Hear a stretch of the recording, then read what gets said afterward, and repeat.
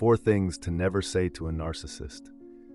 Imagine living every day feeling like you're walking on a tightrope, trying desperately not to fall into the chaos below. That's what it can feel like dealing with someone who never seems to understand or acknowledge your perspective. It's exhausting, isn't it? But what if I told you that the ancient philosophy of Stoicism holds secrets that could transform the way you interact with these challenging personalities, helping you to maintain your balance and keep your peace? Today, we're diving deep into how to communicate effectively with a narcissistic individual without losing yourself in the process. Stay with me as we explore powerful strategies that could save you not just time and emotional energy, but might also redefine the boundaries of your relationships for the better. Let's unravel these techniques together, drawing from a timeless wisdom that teaches us how to respond with both clarity and resilience.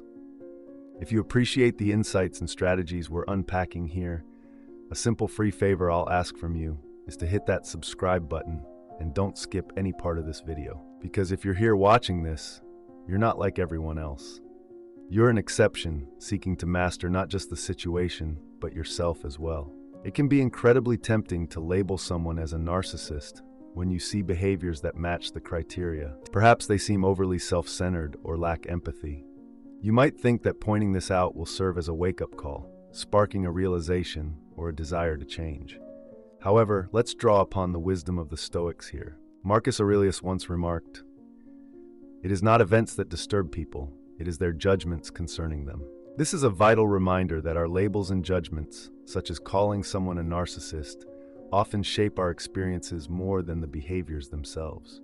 When you label someone, it does not facilitate their self-awareness or adjust their behavior. Rather, it's likely to elicit defense and aggression.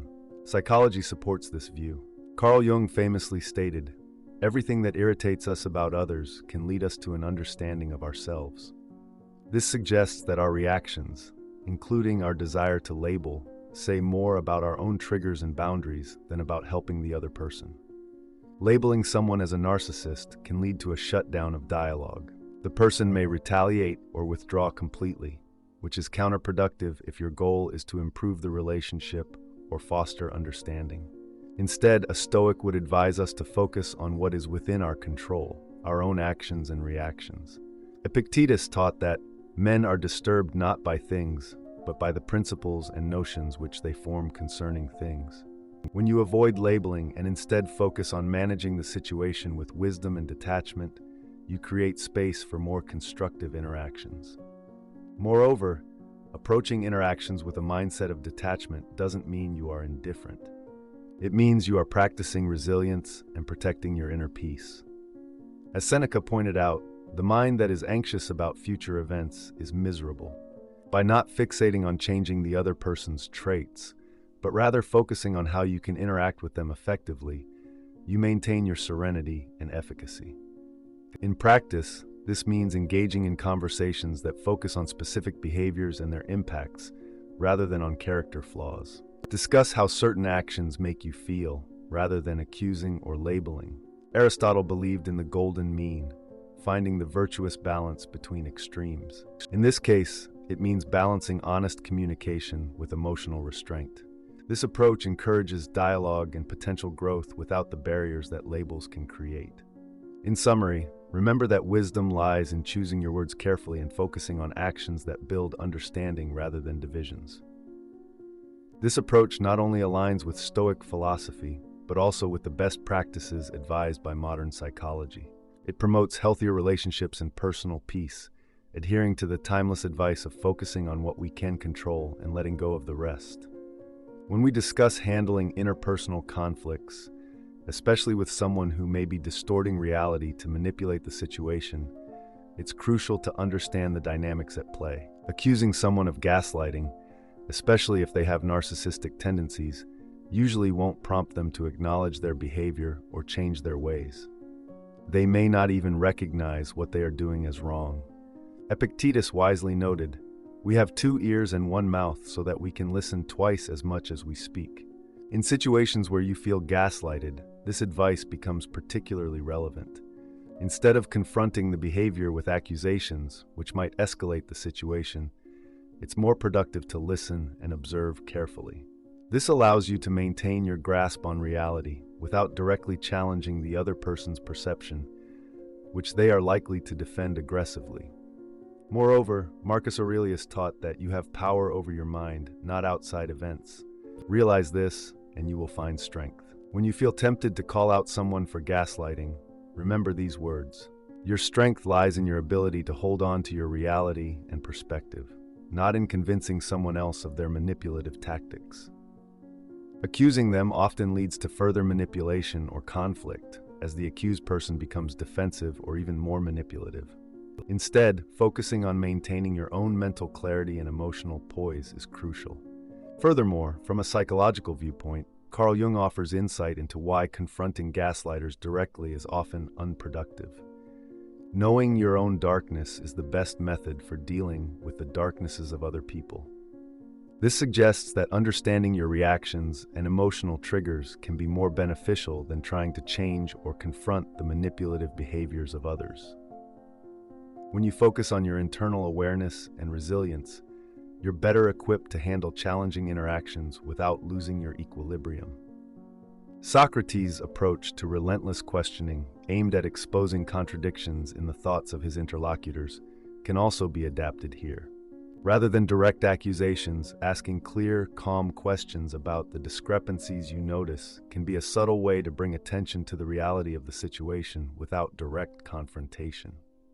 This method keeps the dialogue open and can sometimes lead the other person to see the inconsistencies in their statements themselves.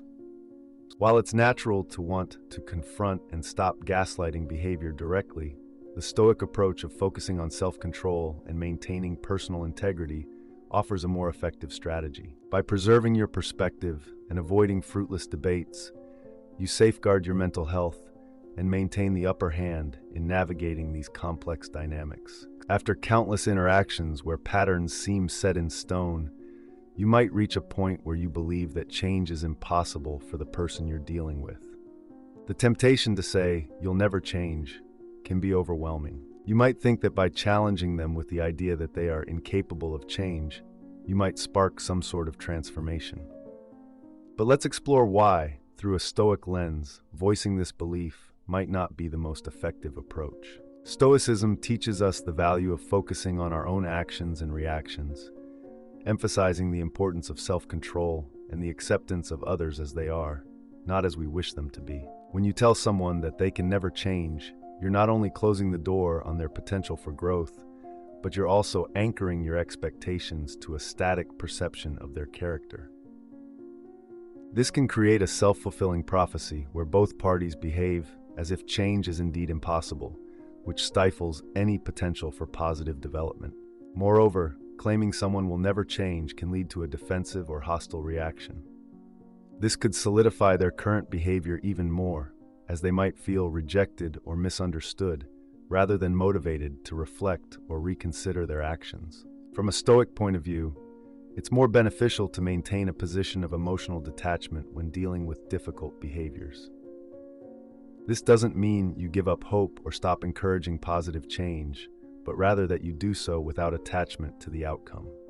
You can support and inspire change through positive reinforcement and by setting a good example, rather than through criticism or negative predictions. Additionally, the Stoic concept of impermanence reminds us that all things can change and often do, though not always on the schedule we might prefer or in ways that are immediately obvious.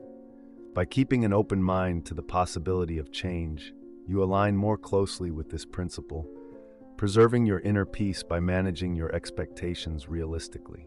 In practical terms, if you feel compelled to address issues in the behavior of someone you believe is resistant to change, focus on specific actions or situations rather than their overall character. Discuss behaviors and their impacts calmly and factually, and express your feelings and needs without implying that their character is flawed beyond repair. This approach is not only more likely to foster a constructive dialogue, but also keeps you grounded in Stoic virtues of wisdom, justice, courage, and moderation. Refraining from telling someone they can never change is not about naively hoping for transformation against all odds.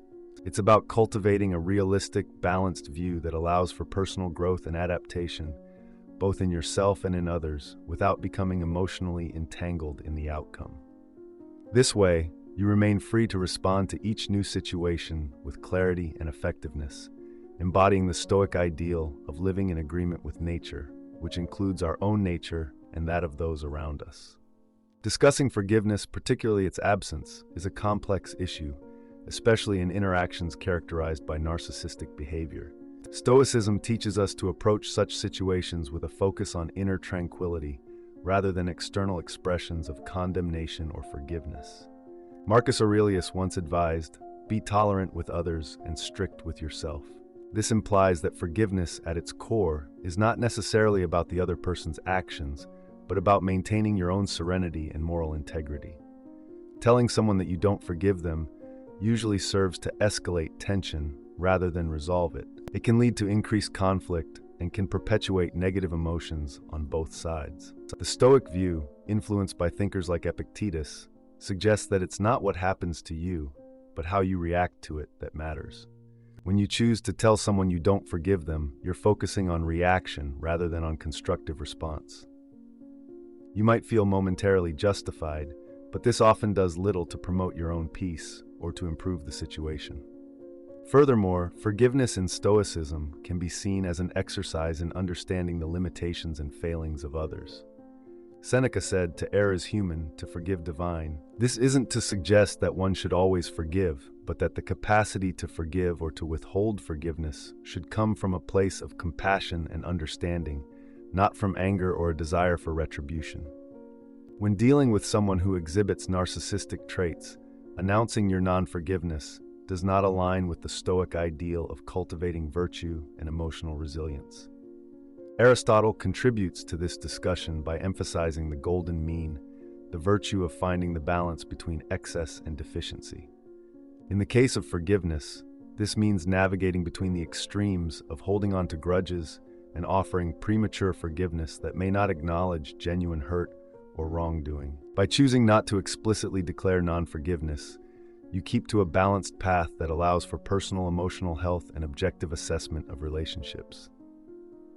Carl Jung also noted the psychological importance of integrating shadow aspects to achieve individuation and personal growth. He would argue that understanding the darker parts of both ourselves and others without immediate judgment or reaction can lead to deeper insights and emotional maturity. This concept supports the idea of silent forgiveness or emotional distancing, where you acknowledge the hurtful behavior, but choose a path of healing that does not involve confrontation. In practical terms, instead of telling someone you do not forgive them, consider focusing on what behaviors you can accept, how you can set healthy boundaries, and the ways in which you can move forward with or without that person in your life. This doesn't mean you ignore the wrong done to you. Rather, it means you are choosing a more personal and internally focused path to recovery, one that doesn't hinge on the other's acknowledgement or apology, but on your own well-being and peace. While the concept of not forgiving someone can feel empowering, it often leads to more personal turmoil than resolution. The Stoic approach would guide us to focus on our own inner peace, emotional detachment, and personal virtue, fostering an environment in which we can thrive regardless of how others choose to behave. This way, we maintain not only our peace, but also our power in navigating complex interpersonal dynamics. Thank you so much for joining me today. I hope these insights help you navigate your relationships with more peace and understanding, embracing the Stoic virtues of wisdom and emotional resilience. Remember, the strength lies within you, and every interaction is an opportunity to practice your principles. If you found this video helpful, please check out the suggested videos on the screen for more guidance and inspiration. Thank you for being a part of the Stoic Journal community. Together we learn, we grow, and we find our path to inner peace. Take care, and I'll see you in the next video.